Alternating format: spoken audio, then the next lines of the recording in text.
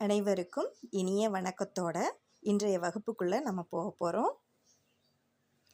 பார்த்தோன்னே நீங்கள் நினைப்பீங்க, என்ன இங்கே பருப்பு, அரிசி, கோலப்பொடி, அப்புறம் பாட புத்தகம் இருக்குது, நோட் இருக்குது, பென்சில், பேனா எல்லாமே இருக்கே, எதுக்காக இது அப்படின்னு நீங்கள் யோசிப்பீங்க.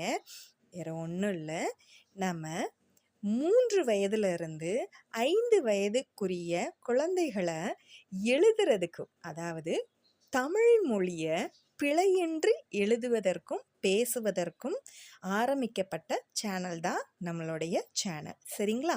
இன்னைக்கு நம்ம வகுப்பில் முதல்ல என்ன பண்ண போகிறோம் அப்படின்னா,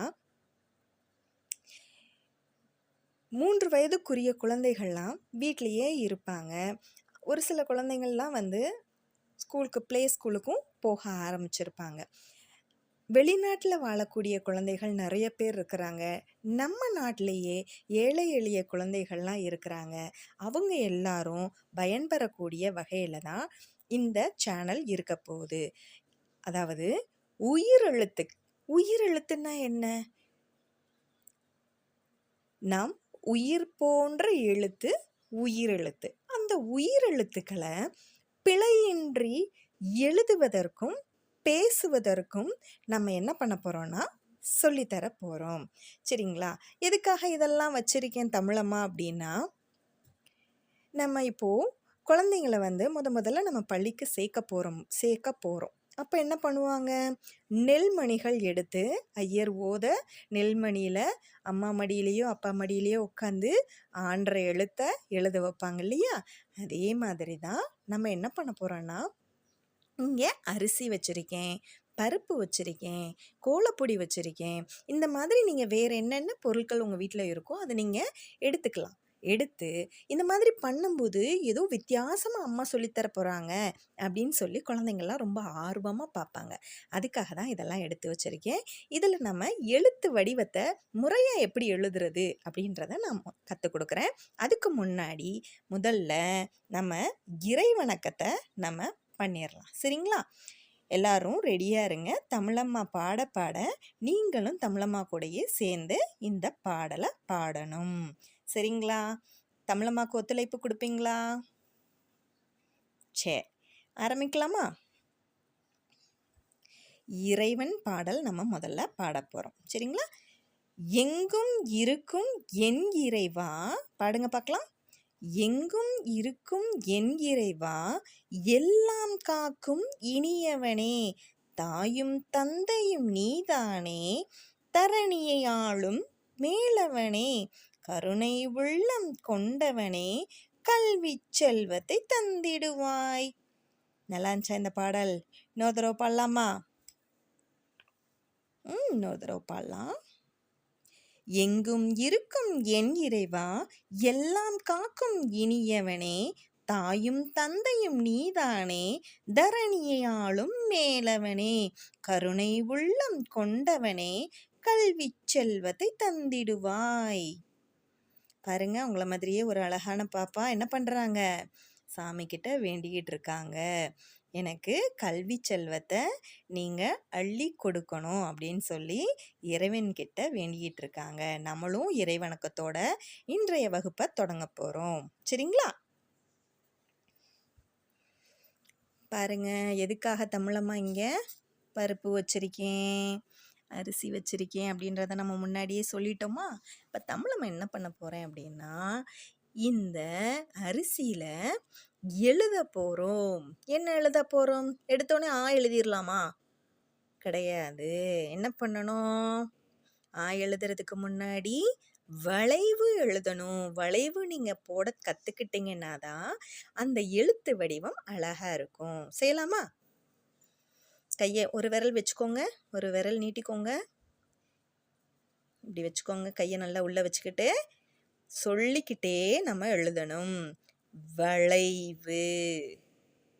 எத்தனை முறை போடணும்? ஒரு 5 முறை போட்டுக்கலாம். வளைவு. உங்களுக்கு விளையாட்டு போலவே இருக்கும், ஆனால் உங்களுடைய விரல் அந்த வளைவுக்கு பழகிரும். வளைவு, வளைவு. இது என்ன வளைவு? வெளி வளைவு. சொல்லிட்டே போடுங்க. வெளி வளைவு. வெளி வளைவு. அடுத்தது அரிசியில் போட்டாச்சு. இதே மாதிரி நீங்கள் செய்யணும். அடுத்ததா இதில் போடலாம், பருப்பில் போடலாமா? உங்கள் வீட்டில் கோலப்பொடியெல்லாம் கலர் கலராக வச்சுருந்தீங்கன்னு வச்சுக்கோங்களேன், அதில் கூட நீங்கள் பண்ணலாம். சரிங்களா? இப்போ நான் பருப்பு எடுத்திருக்கேன். வளைவு, வளைவு, வளைவு. இது என்ன வளைவு? வெளி வளைவு. குட், அருமை. அடுத்ததாக கோலப்பொடியில் போடலாம். உங்களுக்கு ஹாப்பியாக விளையாடுற மாதிரி இருக்கும். ஆனால் நம்மளுடைய விரல் என்ன பண்ணும்? நம்மளை அறியாமையே அந்த வளைவுக்கு கற்றுக்குறோம்.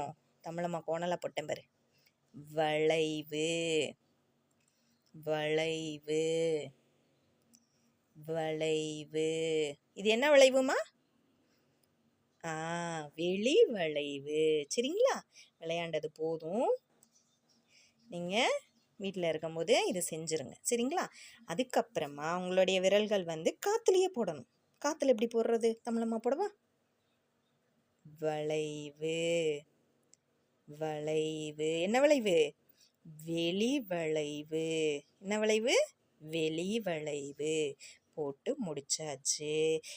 இப்போ உங்களுடைய விரல்கள் எல்லாமே தயாராகிருச்சு. எதுக்கு தயாராகிருச்சு?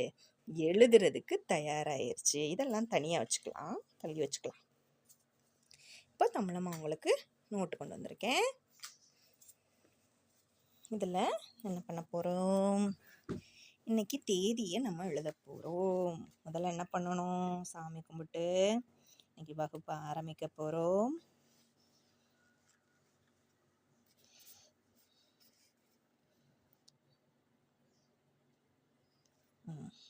இன்னைக்கு தேதி என்ன தேதி? இன்னைக்கு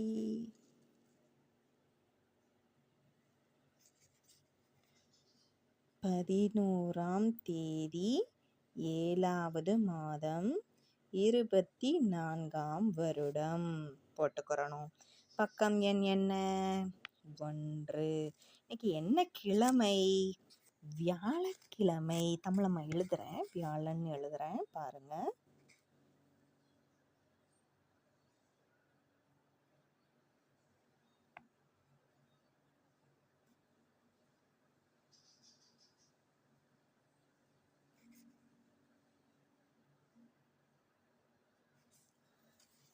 கிழமை வியாழன் எழுதியாச்சு. இன்னைக்கு என்ன நம்ம எழுத போறோம்? வளைவு எழுத போறோம். எழுதலாமா? தமிழம்மா முதல்ல ரெயின்போ ரைட்டிங்ல எழுத போறோம். அது என்ன ரெயின்போ ரைட்டிங்?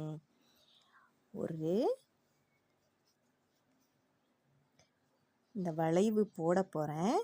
அதுக்கு மேலேயே பல வண்ண நிறங்களில் கிரையான்ஸ் எடுத்து, வரைமழுகு எடுத்து நீங்கள் என்ன பண்ண போகிறீங்க? அது மேலேயே எழுத போகிறீங்க. இதுதான் முதல் வகுப்பு. நீங்கள் செய்ய வேண்டியதும் இதுதான். சரிங்களா? போடலாமா? மேலிருந்து கீழாக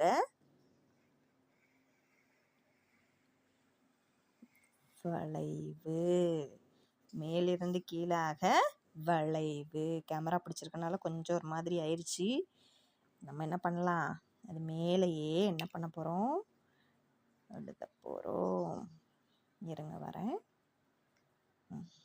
முதல்ல பாருங்க, என்ன நிறம் இது? சிவப்பு நிறம். ஒவ்வொரு நாளைக்கும் தமிழம்மா ஒன்று சொல்லித்தருவேன். சரிங்களா? ஒரு நாள் பாடல் பார்க்கலாம், ஒரு நாள் என்ன பண்ணலாம், ஆக்டிவிட்டி பண்ணலாம், ஒரு நாள் எழுதலாம், ஒரு நாள் கதை சொல்லலாம். இந்த மாதிரி வித்தியாசமாக தமிழம்மா இன்னைக்கு இந்த வகுப்புல இருந்து தொடர்ச்சியாக நான் செய்ய போகிறேன். ஒவ்வொரு நாளும் நீங்கள் என்ன பண்ணணும்? தொடர்ச்சியாக வீடியோ பார்த்து அன்னன்னைக்கு உரிய பாடத்தை அன்னன்னைக்கு நீங்கள் முடிச்சிடணும். அப்படி செஞ்சுட்டு வந்தீங்கன்னு வச்சுக்கோங்களேன், இந்த வருஷம் முடியறதுக்குள்ள வரி வடிவம் மாறாமல் எழுத்துக்களை பிழையின்றி எழுதுறதுக்கு நீங்கள் கற்றுக்கிறலாம். ப்ளஸ் கூடவே சேர்த்து என்ன பண்ணலாம்? வாசிக்கிறதுக்கும் நம்ம கற்றுக்க போகிறோம். சரிங்களா? ஆரம்பிக்கலாமா? இதுக்கு மேலேயே எழுதணும். அழகாக பொறுமையாக இதுக்கு மேலேயே எழுதணும். அடுத்து என்ன நிறம்? மஞ்சள் நிறத்தில் எழுத போகிறோம். தெரியல, மஞ்சள் நிறம் தெரியல. அடுத்து ப்ரௌன் கலரில் போட போகிறோம். அடுத்து கிரீன் கலர் பச்சை நிறத்தில் போட போகிறோம். அடுத்து நீலம்.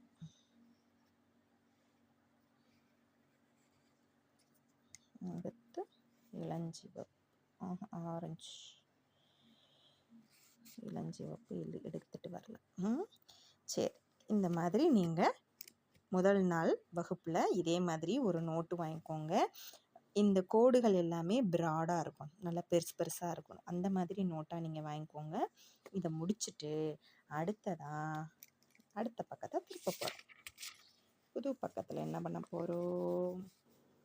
தலைப்பு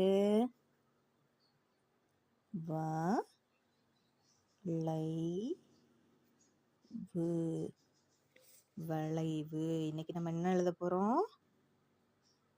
வளைவு எழுத போகிறோம்.